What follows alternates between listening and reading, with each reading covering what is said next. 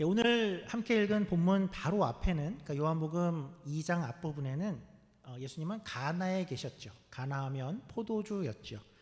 포도주를 만드셨고 이제 이동을 하게 되시는데요. 12절 13절 제가 한번 다시 읽겠습니다. 그 후에 예수께서 그 어머니와 형제들과 제자들과 함께 가버나움으로 내려가셨으나 거기에 여러 날 계시지는 아니하시니라. 유대인의 유월절이 가까운지라 예수께서 예루살렘으로 올라가셨더니 그는 이제 가나에 있다가 가버나움으로 가셨고 예루살렘으로 가셨습니다. 잠시 마을 이름이 또 도시 이름이 나오니까 한번 우리 지도로 잠깐 어디쯤 있나 한번 좀 보지요. 어디쯤에 있는지 이렇게 보시면 가나가 있고 가버나움이 있고 그리고 예루살렘이 저렇게 있죠. 그런데 가만히 이렇게 보면 가나에 있다가 가버나움으로 가셨다 하는데 성경은 예수님이 가버나움으로 내려가셨다 이렇게 표현을 하고 있죠. 내려가신 게 맞을까요? 올라가신 거 아닌가요? 저렇게 보면. 그리고 거기서 예루살렘으로 가셨는데 예루살렘으로는 어떻게 했냐면 올라가셨더라 이렇게 기록을 하고 있습니다. 지도를 보면 좀 이상하기도 하죠. 우리가 뭐 한국에서 대구에서 부산을 간다 그러면 내려간다 라고 할 것 같고, 여기서도 밴쿠버에 있다가 리치몬드에 가는데 올라간다 라고 하지 않을 것 같고, 또 다운타운을 가면 분명히 올라갔다 라고 이야기를 할 것 같은데 왜 이렇게 표현을 했을까요? 이유가 있는데 성경 기자는 지금 우리가 보듯이 저렇게 지도를 놓고서 그 위치를 기준으로 기록한 것이 아니고 지형적인 고도를 고려해서 그렇게 기록을 하고 있었습니다. 12절에 이제 가나에 있다가 가버나움으로 가게 되는데, 가버나움은 어떤 곳이냐 하면 그러니까 갈릴리 바다 주변인데, 갈릴리 바다는 기억을 해두시면 좋은 것이 굉장히 지형적으로 독특한 곳입니다. 해수면을 기준으로 해서 해수면보다 그 바다는 더 낮게 존재하는데 약 200여 미터나 더 낮은 곳에 갈릴리 바다가 있습니다. 독특하죠. 그러니까 이렇게 가버나움으로 갈 때 내려가게 되어 있었습니다. 그리고 예루살렘은 어땠냐 하면 예루살렘은 또 반대로 굉장히 높은 곳에 위치하고 있었죠. 해발 800m에 육박하는 곳에 위치하고 있었습니다. 그래서 성경에서는 항상 예루살렘 그 성전으로 간다 할 때는 항상 올라간다라고 표현을 하고 있죠. 그러니까 이것은 영적으로도 그렇고 지형적으로도 그렇습니다. 그러니까 하나님이 계신 곳으로 올라간다의 표현도 맞고 지형적으로도 어느 곳에서든 올라가게 되어 있었죠. 그래서 지도를 보면 분명히 내려가는 것 같은데 올라간 것이 또 맞죠. 그래서 예루살렘은 그렇게 예수님이 그렇게 이동을 하셨습니다. 가버나움에 가셨고 그리고 며칠 머무르지 않고 급히 예루살렘으로 올라가셨다라고 되어 있는데, 급히 가신 이유는 보듯이 유월절 절기를 지키기 위해서였을 것 같습니다. 그러니까 유대인 남자들은 1년에 3번씩 절기를 지키러 예루살렘에 올라가도록 되어 있었죠. 그렇게 때를 맞춰서 이제 예루살렘에 도달을 했는데 예수님이 참 눈에 보고 싶지 않은 그런 장면을 보게 되었죠. 우리 14절입니다. 성전 안에서 소와 양과 비둘기 파는 사람들과 돈 바꾸는 사람들이 앉아있는 것을 보시고, 거기에 동물을 파는 사람들과 또 돈을 바꾸는 사람들이 있었다라고 하지요. 사실은 당시에 이 동물을 팔고 또 돈을 바꾸는 이 사람들은 그러니까 생각해 보면 필요했던 사람들이다라고도 우리가 이해를 할 수 있습니다. 그러니까 동물을 파는 그런 행위들이나 돈을 바꾸는 그런 것이 그 행위 자체가 나쁜 행위인가 하면 그렇지 않고, 문제는 여기서 잘못된 것은 그들이 지금 어디 있는가 하는 것이 큰 잘못이었죠. 어디 있나 보니까 그들이 성전 안에 있더라 였습니다. 그러면 그들은 왜 어떤 면에서는 필요한 존재들이었다라고 할 수 있을까요?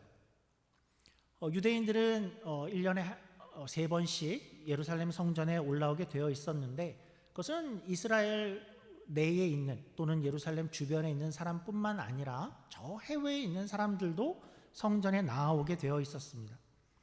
그들은 왜 성전에 갔냐 하면 그냥 여기 왔다 갔어 그렇게 발만 찍고 갔을 리는 없고 목적이 있었는데 모두가 와서 각자의 제사를 드리도록 되어 있었죠. 그리고 제사를 위해서는 모두가 각자의 제물을 가지고 오도록 되어 있었습니다. 그런데 이제 멀리서 오는 사람들에게 문제가 있었던 것이죠.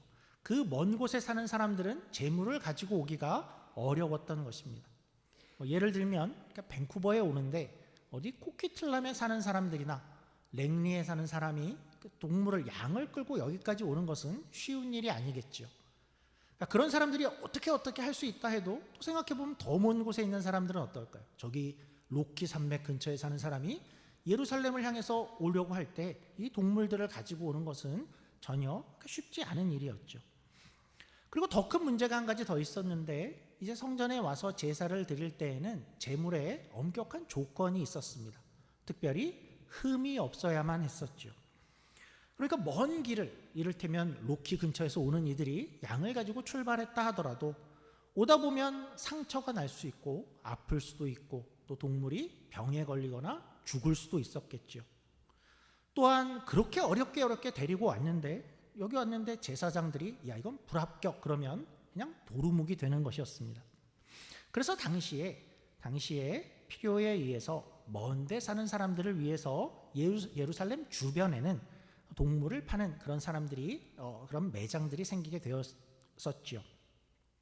그러니까 실용적인 면에서 그것을 재물을 구할 수 있는 방법을 제공하는 것으로 그러니까 우리 편에서 그래도 필요할 수 있었겠구나라고는 생각할 수 있는 내용입니다. 그리고 당시에 또 돈 바꾸는 사람도 있었다라고 하지요. 그러니까 돈을 바꾸는 것은 무엇이냐 하면 말 그대로 환전을 하는 곳이었습니다. 유대인 남자들은 성전세라는 것을 내게 되어 있었는데 성전세를 내서 예루살렘 성전이 운영될 수 있도록 또 하루에 2번씩 드리는 제사, 그 동물의 비용을 감당하도록 되어 있었습니다. 그런데 그 성전세를 낼 때에 한 가지 조건이 있었는데 이 성전세는 당시에 통용되던 로마 화폐로는 낼 수가 없게 되어 있었습니다. 왜냐하면 그 화폐에는 그 황제의 신상이 조각되어져 있고 또 황제를 인정하는 문구가 기록되어 있어서 그런 것이 성전 안에 세금으로 들어오는 것은 매우 불경하고 또 유대인들 입장에서 이것은 신성모독이고 우상숭배다 해서 반드시 지정된 화폐로만 성전세를 내게 되어 있었죠.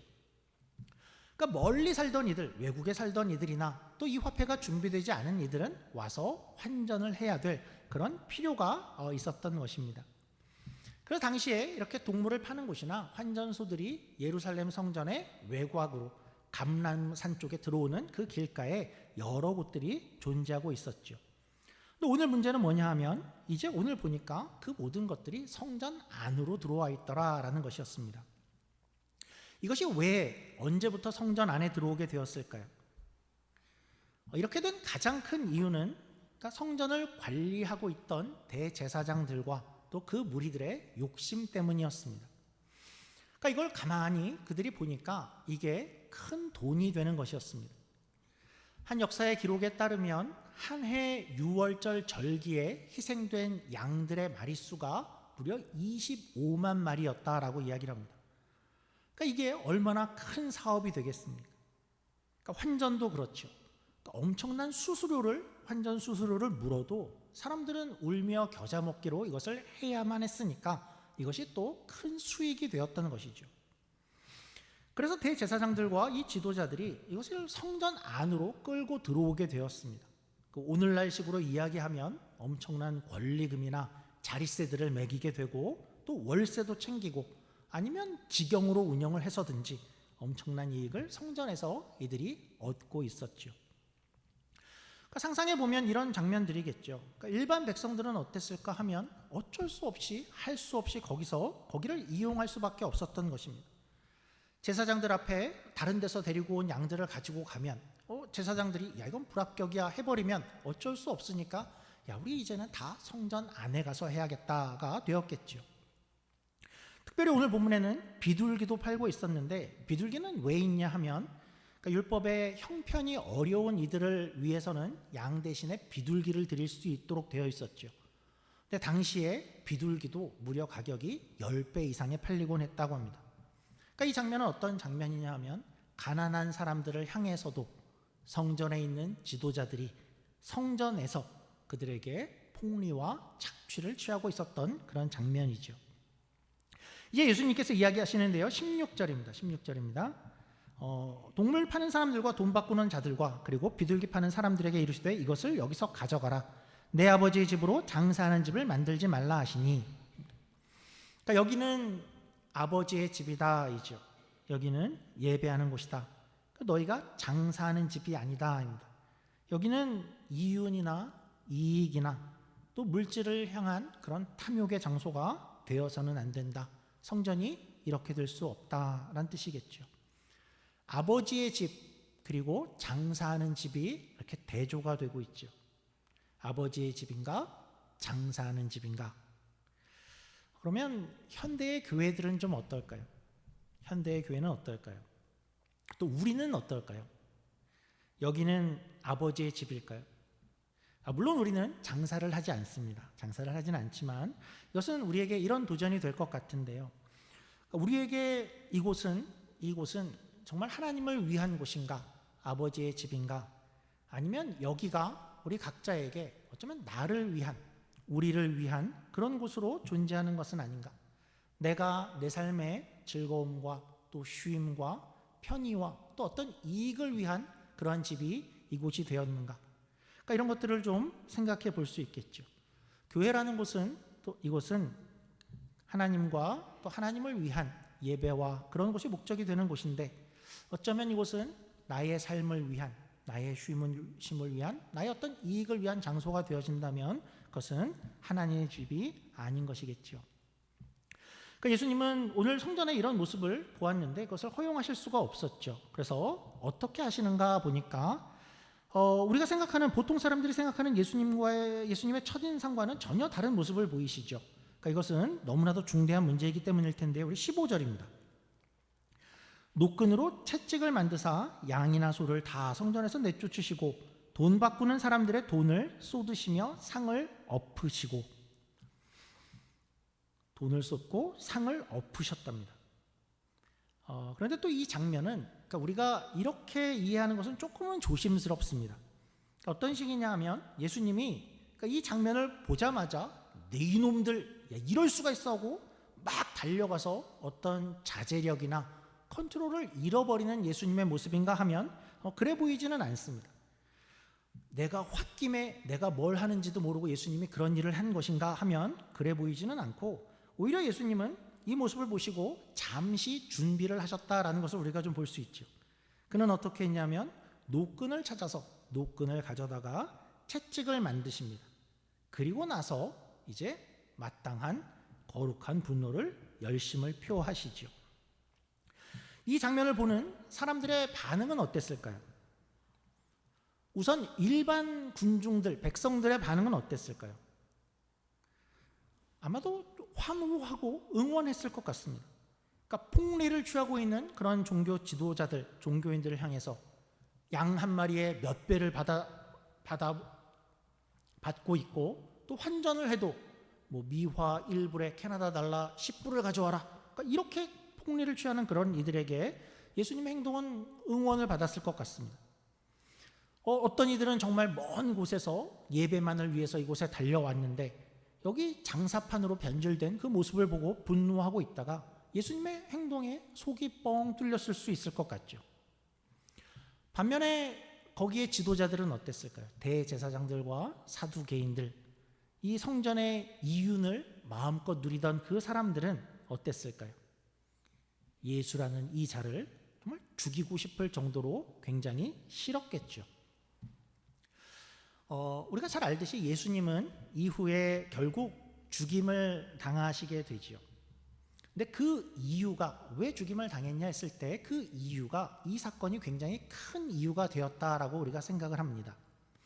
물론 예수님은 애초부터 그러니까 우리 죄를 위해서 우리를 위해 죽기 위해 오셨지요. 예수님이 힘이 없어서 그들에게 당해서 죽임을 당했다라는 것은 물론 아닙니다. 그러나 역사 속에서 이 흘러가는 상황들 속에서 예수님이 어떻게 죽임에까지 내몰아지게 되었을까라고 했을 때에는 실제 권세를 가진 이 종교 지도자들이 예수님을 죽임으로 몰아넣은 것이죠. 이것은 로마 군인들이 예수님을 죽인 것은 아니었죠. 그들은 종교 지도자들이었습니다. 앞장섰죠.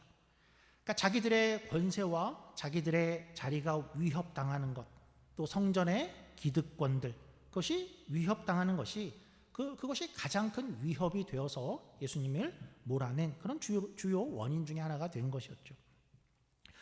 이것은 제자들의 표현에서도 이 일이 정말 큰 사건이었구나 하는 것을 우리가 좀 확인할 수 있는데요. 우리 17절 말씀입니다. 17절입니다. 제자들이 성경 말씀에 주의 전을 사모하는 열심히 나를 삼키리라 한 것을 기억하더라. 그러니까 이 말씀은 구약 성경 시편 69편에 있는 말씀을 떠올렸다, 기억해냈다라는 것인데요.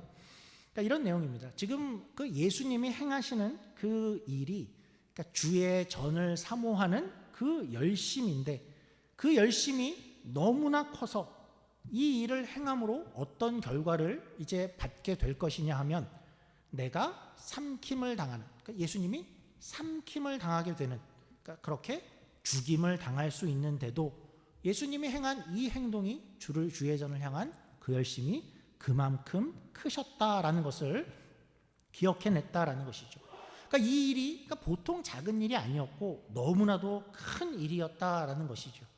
그러니까 거대한 성전과 그리고 대제사장들과 그 무리들을 향해서 대항했던 그러한 것이고, 결국은 이 일이 예수님을 삼키고 죽임으로 몰고 갈 일이었다라는 것이었습니다. 그러니까 오늘 이렇게 나오는 예수님을 향해서 이제 많은 사람들이 놀란 것입니다. 이것은 보통 일이 아니어서 감히 성전에서 이런 일을 해서 많이 당황했겠죠. 그래서 일단의 유대인들이 나와서 먼저 묻게 됩니다. 당신이 누구길래 감히 이런 일을 하는 건가? 네 자격이 뭐냐? 네가 무슨 하나님의 선지자라도 되는 거냐? 뭔가 증명을 해봐라 라고 이야기를 하는 것이죠. 우리 18절입니다.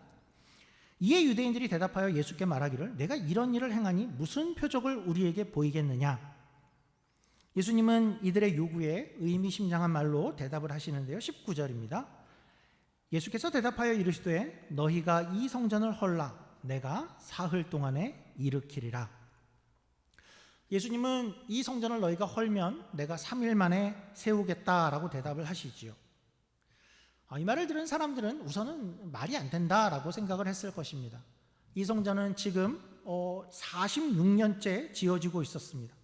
그리고 아직 완성이 안 되고 있었습니다. 근데 이걸 네가 그렇게 한다는 것이 말이 안 된다라고 생각을 하는데, 또 한편으로는 예수님이 네가 지금 거짓말을 하고 있다라는 것을 그러니까 증명할 길은 또 없었죠. 왜냐하면 증명을 하려면 성전을 정말 헐어버려야 3일 만에 세울지를 보게 될 텐데 이제 그러지는 못하고 있는 그런 상황이었습니다. 그런데 생각을 해보면 예수님께서 이 말을 했을 때 사람들은 어떻게 느꼈을까 생각해 보면, 종교 지도자들은 물론이지만 어쩌면 일반 군중들도 이 말에 대해서는 별로 예수님 편을 쉽게 들지 못했을 것이다 라는 생각이 듭니다. 왜냐하면 성전을 헌다라는 표현을 한 것이죠. 이것은 이스라엘 백성들에게는 누구에게나 너무나도 불경스러운 그런 표현이었습니다. 그러니까 이스라엘에게 있어서 성전이 갖는 의미가 어떤 것인데, 그 성전을 이제 앞으로 깨끗이 합시다, 개혁을 합시다, 청결케 합시다 라는 말이면 모를까, 이것을 무너뜨리자고 헌다는 말 자체는 굉장히 공격적인 말로 들릴 수밖에 없었죠. 그래서 잠깐 돌아보면 이 성전은 어떤 성전인지 잠깐 한번 생각을 해보죠. 이스라엘 역사 가운데에 그들이 가진 성전은 3가지 성전이 있었습니다. 3번 지어지지요. 처음에 생긴 것은 성전이 아니고 성막이었죠. 출애굽한 백성들에게 하나님을 만나는 예배하는 장소로 하나님께서 주신 것은 성막, 텐트와 같은 것이었습니다.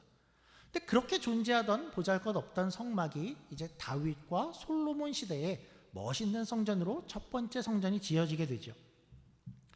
유대인들은 성경을 봐도 항상 이 성전은 무너질 리가 없다라고 생각을 해왔었습니다. 왜냐하면 여기는 하나님이 계신 곳인데 하나님이 지키실 것 아니냐, 성전이 있으니 우리는 늘 안전하다라고 생각을 했죠. 하나님이 영원한 이상 그의 집 성전도 영원할 것이고 우리나라도 늘 안전할 것이다 라고만 믿고 있었습니다. 근데 어느 날 이제 그 성전이 완전히 무너지게 되었죠. 바벨론의 공격으로 인해서 성전만 아니라 나라가 다 망해버리고 성전이 다 없어져 버리게 되었습니다. 그리고 70년이 지나서 일부의 사람들이 이스라엘로 돌아오게 귀환하게 되죠. 그리고 그들이 2번째 성전을 지었습니다. 스룹바벨 성전이라고 불리는 성전인데요. 그 성전을 짓고 나서 거기 있던 젊은 사람들은 굉장히 환호하고 기뻐했다라고 하죠. 성전을 다시 지었어. 너무나 감격이야, 기쁨이야. 그랬는데 거기 있었던 노인들은 울었다라고 하죠.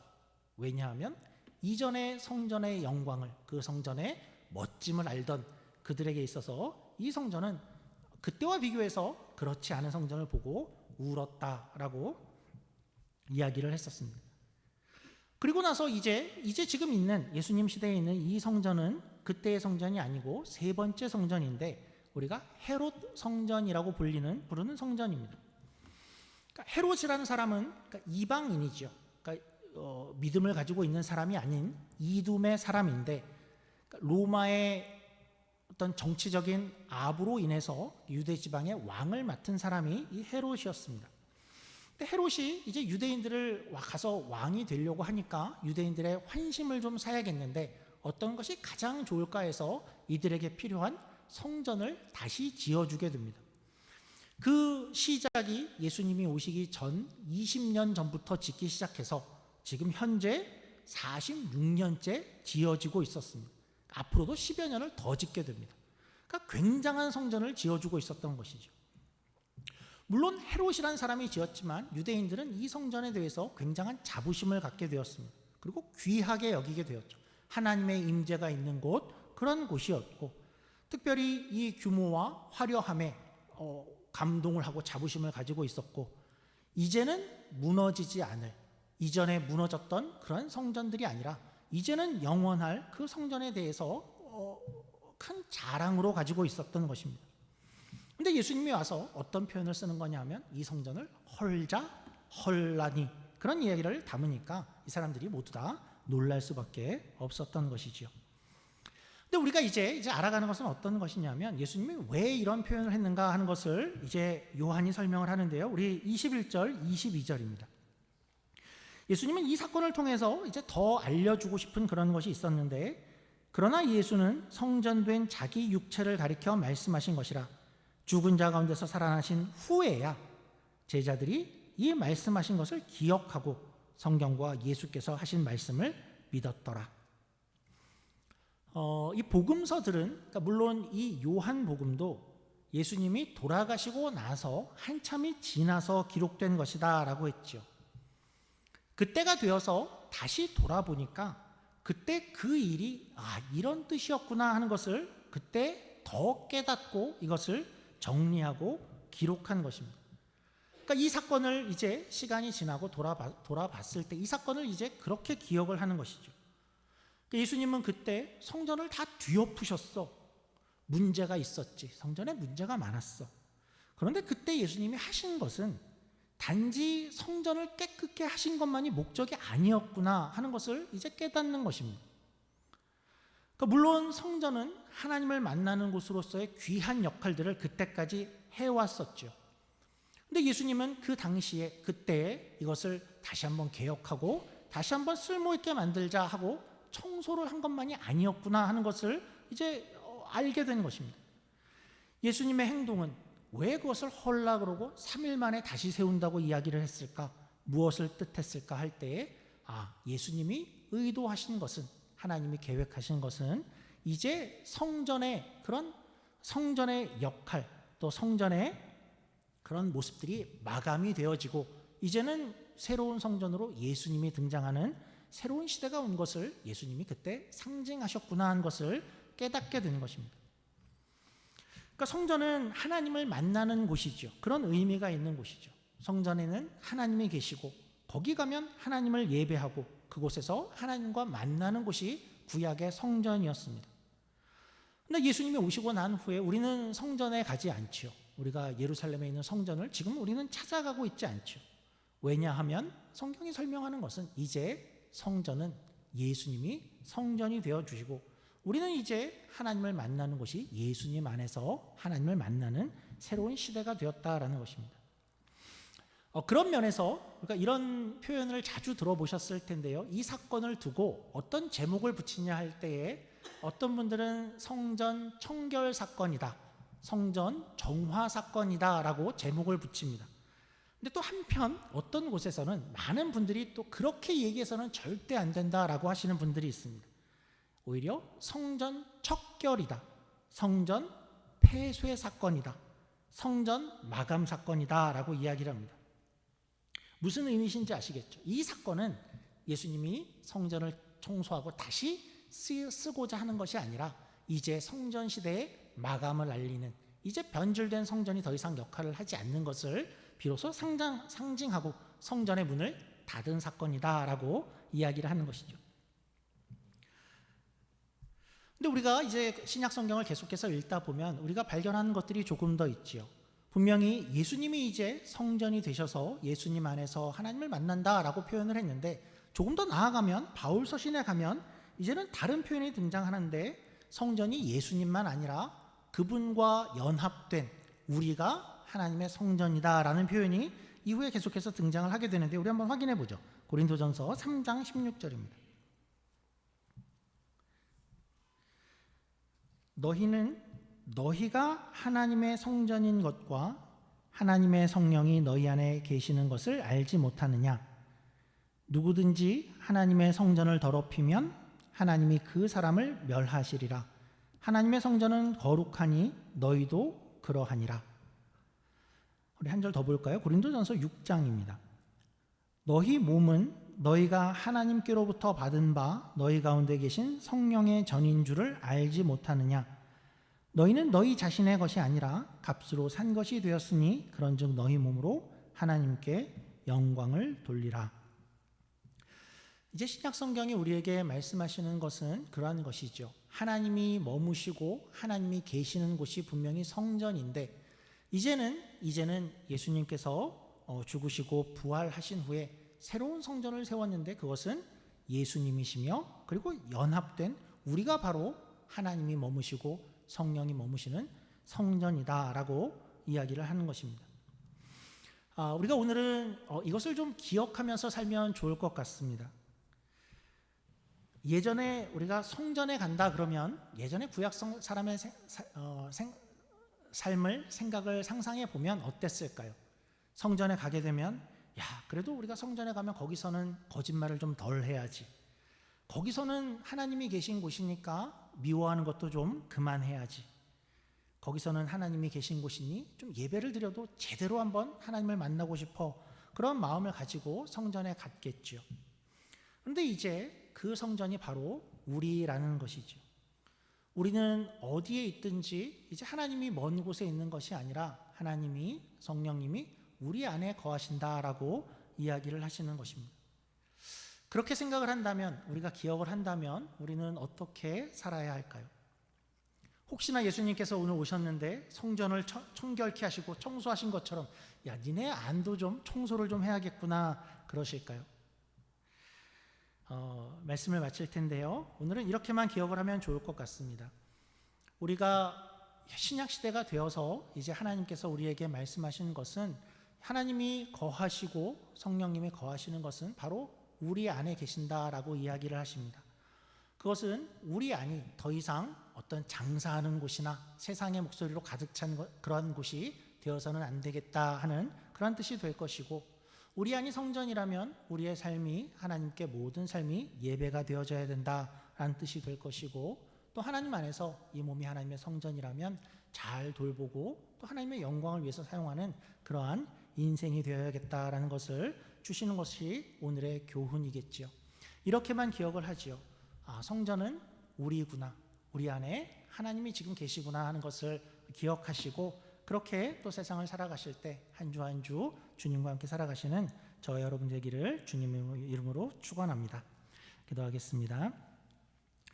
하나님 감사합니다. 하나님은, 예수님은 그 성전을 보고, 성전이 성전의 역할을 하지 못하는 것을 보고 거룩한 분노를 일으키시며 성전을 청소하셨는데, 오늘날 성전된 우리의 마음은 어떤지, 우리의 속은 어떤지 잠시 돌아볼 수 있으면 좋겠습니다.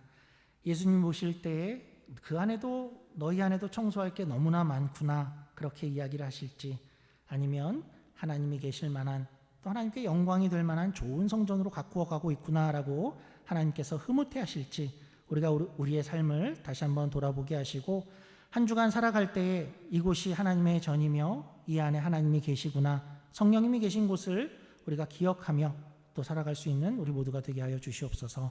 감사하며 예수님 이름으로 기도드립니다.